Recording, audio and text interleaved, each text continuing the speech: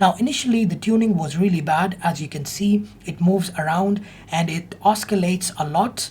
But after some tuning and after changing the parameters, you can see that the robot is now very stable and it's following the lane very accurately. Hey everyone, welcome to my channel. In this video, we are going to review the mbotMega kit.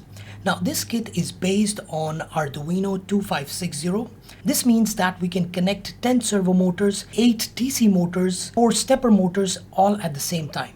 So we have a lot of flexibility in terms of sensors and motors. Now this kit is usually presented as an Arduino kit, but it is compatible with Raspberry Pi. And this is what is most interesting to me. So that's why we will be reviewing this kit to see how well it performs with Raspberry Pi in terms of computer vision applications. Now in terms of programming, it comes with 3 preset programs. One is for gesture control, the other one is for line following, and the third one is for obstacle avoidance. Now you can use any of these 3, but to me it does not seem that interesting. So what we will do is we will write our own program to test and see how it works.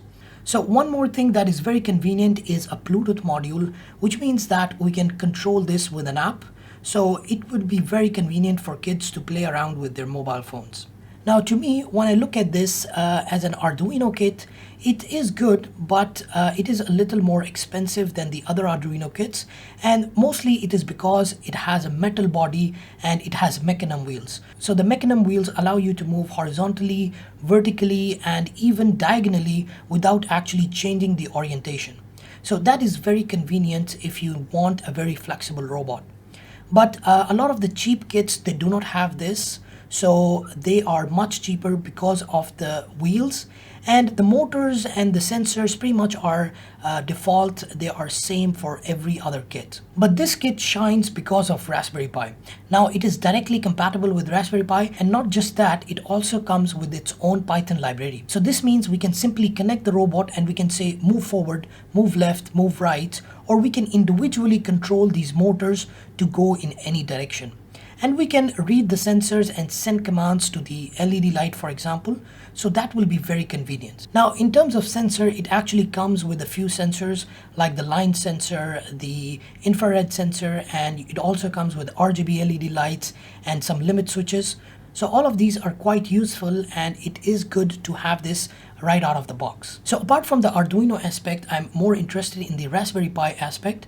So how can we compare this with other kits that are out there? So one of the very common kits is the GoPiGo by Texter.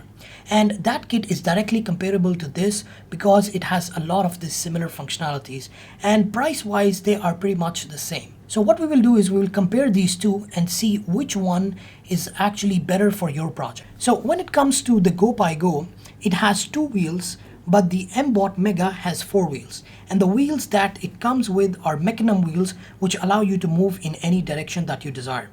Now the 2 wheels allow the Texter robot to be lightweight, but it does not have that much stability when compared to the mbot kit. Then in terms of sensors, there's a lot of flexibility with mbotMega kit because you can connect up to 10 sensors and you can connect a lot of different motors with the same controller that is provided.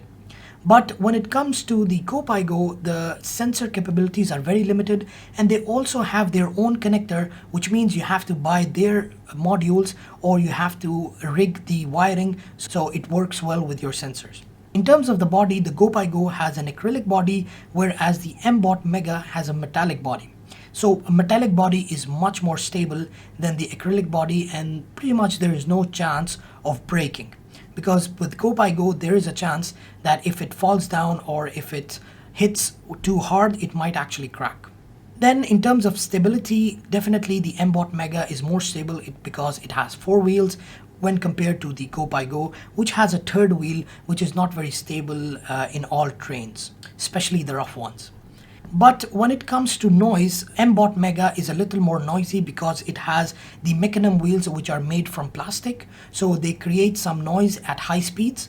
Whereas the GoPiGo, it's not that noisy because the wheels are pretty standard and they are made of rubber, so it will not be that noisy. But the biggest difference in terms of electronics is the encoders. The GoPiGo comes with encoders, which means you can find the distance it has traveled, but with mbotMega, it does not come by default with encoders. The mbotMega comes with a lot of pins, which means that you can connect any custom components to it, so it will not be that hard to attach an encoder. So now for the testing part. What I've done is I have added a Raspberry Pi, and on top of this Raspberry Pi, I've also added a cooler fan. Now this cooler fan is by the 52 Pi company, and I've already reviewed this in one of the previous videos. It brings down the temperature from 70 degrees to about 40 degrees on average. So that's a huge change. So that's why I'm using this cooler fan on top of this.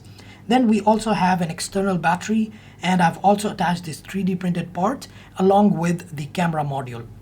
So what we will do is we will test this on a lane following train, and we will see how well it performs. So the first thing I did was to install the CV Zone package, the OpenCV package, and the mBot package. So all of these packages make it very easy to actually write the complete code. So the first thing was to run the motors and test if they work well. And after some testing, it was very easy to actually run these motors. There were no hiccups. And the good thing is that the mBot kit actually, the package actually connects directly to the Arduino board, and you don't have to supply any port number or any specific parameters. Then I simply connect the OpenCV library and the CV Zone library and got the images from our webcam. And after using that, I used the CV Zone package to find the color and contours, to find the lane of our path, and then it was very simple to add a PID controller to see how it performs. Now initially the tuning was really bad. As you can see, it moves around and it oscillates a lot. So in the graph you can see it goes all the way up and then it goes all the way down. So this means that the tuning is not very good, but after some tuning and after changing the parameters, you can see that the robot is now very stable and it is moving in quite a desirable path, and it's following the lane very accurately. Now again, you can always improve these parameters and make it better in terms of accuracy. But the thing is that this whole project took me less than a day to complete. So this means that the robot is actually fairly good to prototype and test your ideas in terms of Raspberry Pi, computer vision, and robotics. My overall views are very good for this kit. It took me around 1 hour to actually assemble the whole thing and a few more hours to write the code and make it run with the lane detection module. Now this is quite good, but it also comes with its cons. So the first biggest con is the sensors.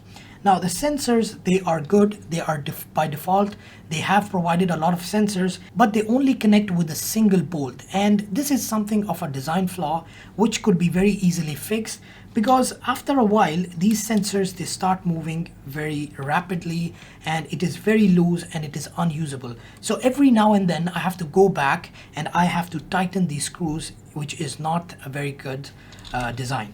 So it happens to pretty much all the sensors. And you can see at the back, it happens to the RGB lights as well. It happens to the line sensor. I have tightened these for now, but after a while, when you use it, especially when it gets hit, it will bend. So that is not a very good idea to have a single bolt to attach these. Apart from this, I did not like the wiring. The wiring was a bit confusing because they just provided a random 40 pin female to female header. And that is not good enough. I think it should be color coded so that you can easily connect. Or I like the fact that they did not include their own connector. This means that I can use any sensors that I have lying around. I can use an accelerometer, any humidity sensor, or any temperature sensor that I like. But in terms of wiring, if they had color coded, for example, black, red, and white, then it would be much easier to assemble with the wiring. So that is pretty much something that I did not like. The other thing that is actually good about this kit is that it actually directly connects with the controller. So if you don't want to attach it with the serial communication through a USB wire, you can directly connect it. You have to solder some pins to your mBot controller, and then you can attach the Raspberry Pi with it. But I didn't want to do that because I wanted to attach this cooling fan because it keeps the Raspberry Pi much cooler. So this kit was sent to me by the mBot company, but this video is not sponsored by them. And despite that, I think that this is a very excellent kit to use, and I would definitely recommend this over the GoPiGo as long as you don't need the encoders by default. So if you need the encoders, you can customize this to actually add those. But if you don't want that, this kit is very good to actually run with any of the robotics and computer vision projects that you would like to use. So there will be a link to this kit in the description below. Do check it out and let me know how it works out for you. And if you want me to make a tutorial for the lane following project, let me know in the comments below, and I will see you in the next one.